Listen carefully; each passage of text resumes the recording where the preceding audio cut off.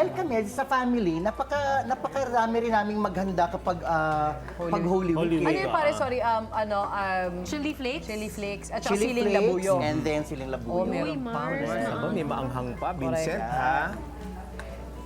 So now, syempre, ito ang lalagay natin, ang soy sauce. Sarap. Naamoy nyo na, no? Kasi ang Yes. lakas ng amoy nung sesame, Sesame oil. oil. Beautiful. Correct. So, hintayin lang natin maluto yung garlic and then ilalagay na natin yung sugar. Sugar. Para balanse nga Pwede. naman. Para balanse.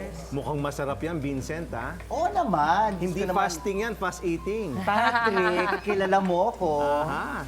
Sama mo na hotdog kaya yan, Vincent. Tigilan mo Bawal muna. na daw. Ang karne.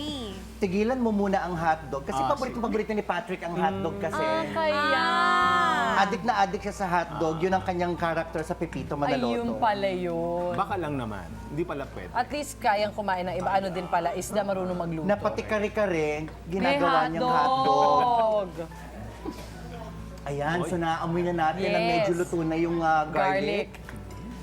Okay. Bango. Ayan. So now, naka-arrange na ang ating bok choy. Yun. Wow.